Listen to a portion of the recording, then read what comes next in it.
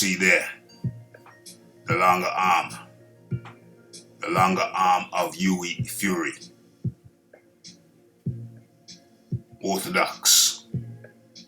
The jab would pepper the face of Alexander Povetkin. And the shorter man, the jabber, Fury the jabber, versus the guy who doesn't throw a jab, Alexander Povetkin. All hooks, no straight punches. The shorter man with no straight punches, the taller man with the jab. That's what we thought. It would not turn out that way. It would not turn out that way at all. What we did see was Alexander Povetkin kept coming out how we thought he would. Well, actually, it was funny.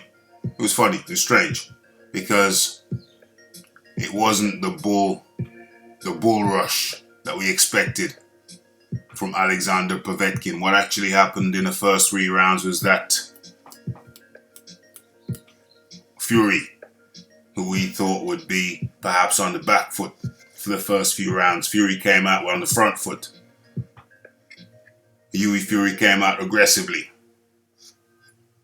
Very aggressively. Moving sharply, jinking in and out. A lot of shoulder movement. A lot of half forward, half steps. Throwing out the jab in the first couple, 2 and 3 rounds. And it looked like some kind of role reversal. Hughie Fury being the aggressive one, and Povetkin being ever so slightly nullified in the first few rounds. Ever so slightly. Being aggressive also, but being met in the middle of the ring by Hughie Fury. Quite surprising. And at that point I thought to myself, wow. At that point I thought, wow. Hughie Fury could actually just put his foot, just keep his foot on the pedal. That's how it looked. It looked like Hughie Fury was just going to keep his foot on the pedal. And I thought, wow. At that point I thought, wow, I think I'm going to have to change my pick. My pick was Povetkin up till round 6 or 7. And then Hughie Fury running away with it.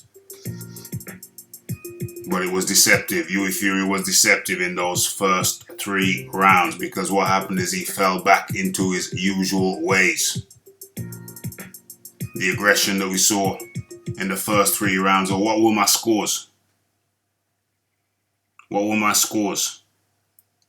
I gave Hughie Fury the first round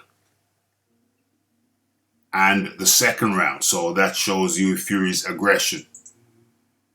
The third round went to Povetkin. The 4th round to Povetkin. The 5th round to Povetkin. The 6th round to Povetkin. The 7th round I have to Hughie Fury. The 8th round to Povetkin. The 9th round to Povetkin. The 10th round to Povetkin. The 11th round to Povetkin. And the 12th round to Povetkin. Weirdly and strangely, Povetkin ran away with the fight in the second half of the fight. I only gave Hughie Fury 1 round in the second half of the fight.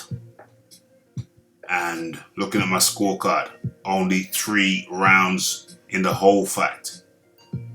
The first round to Hughie Fury. Second round, Hughie Fury. 7th round, Hughie Fury. And that was it. I think there was another round. That's 3 rounds to Hughie Fury. I think there was another round where I gave it a draw. Looking through my scorecard here. Which round was that? Which round was the draw? I don't know. I think there's a couple of squiggles there.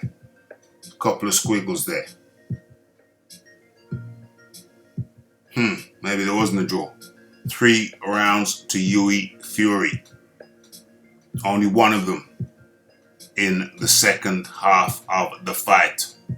So it's a little bit like role reversal. He got 2 rounds in the first 6 and only 1 round in the second sixth, second half. Role reversal, and the problem is Hughie Fury, he fights within his comfort zone. Never really empties, never really has a sense of urgency that the fight's coming to an end, so let me throw it all out there. You never really see him dog-tired. That's because he fights within his comfort zone. There's pluses and minuses to that. So he never empties his gas tank. Never goes all out. It appears. That's 1. No sense of urgency. 2. Hughie Fury has the dimensions, you'd have thought, to have a really good jab with his length. But interestingly, there is no authority on his jab. No authority on the jab of Hughie Fury. So he has the God-given attributes or attribute of length, which he does not use to optimum effect. He just doesn't put any power into the jab, and it's strange because he sets his feet. He sets his feet, which obviously creates the opportunity to land hard, but then he doesn't land hard. So he sets his feet, which somewhat limits his mobilization, but then he doesn't throw hard. Very, very peculiar. Those are the minuses, but the pluses are that even though Povetkin was coming in with his usual hooks to the body and the head, it looked like he buzzed Hughie Fury a few times. Hughie Fury is evasive enough that whenever he got caught by Alexander Povetkin, for the most part, he was moving away from the shot. And so it rarely looked like he was going to get knocked out. There was a couple of times. He looked like he may have been significantly buzzed. But other than that, Povetkin had a hard time in landing clean on Hughie Fury. So it's very hard to land clean on. Very, very hard to land clean on. On the other hand, Alexander Povetkin, I don't think he threw a single jab.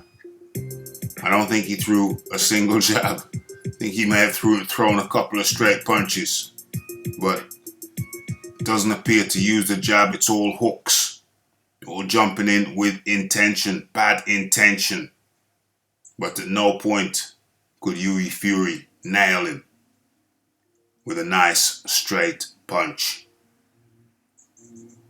So, what I think about the fight, it was entertaining. Was I entertained? I was entertained. But it was very difficult for either fighter to land cleanly. But Alexander Povetkin was the more aggressive. He was the ring general, the man commanding the center of the ring for the most part. And he was the one going forward with bad intention. Whereas Hughie Fury was just pushing out weak shots for the most part. Weak shots. Hughie Fury with the weak shots. The ineffective jab, the weak jab. the non-committed or uncommitted Hughie Fury just doesn't seem to commit. Maybe he's just so defensive minded. He has a problem in committing. Whatever the problem is, they have to work that out in the gym, behind the closed gym doors. But I think he's set. 3 times he stepped up to the top level. Parker. Well, actually, I think the Parker fight was closer than this one. Then, which he failed it.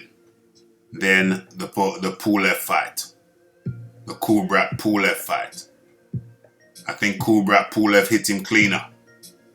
It was a cleaner fight. The Kubrat fight was a cleaner fight than this one and the Parker fight. But Alexander Povetkin, clearly the aggressor in this one. Clearly the man who landed the more shots. And clearly the man who wanted it more. And that was the tale of the fight. Where does Hughie Fury go from here? Where does he go from here? Well, really don't know. I really don't know. Maybe a fight with David Price.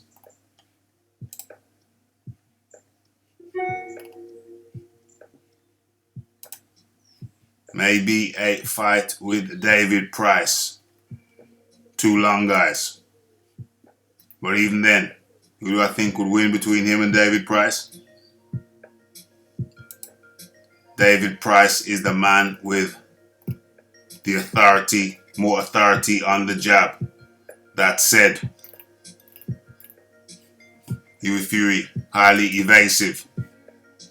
He'd probably look messy again. It would probably look very messy again. But that's his next fight. That's your next bet. That's your next bet. That is your next... What the hell? That is your next bet. That's the fight that should happen next, maybe. Or does Hughie Fury drop down to a lower level? Drop down to a low level. Fight somebody in between 20 and 30. Yeah, that makes sense. That makes sense. Where's Hughie Fury ranked? 22.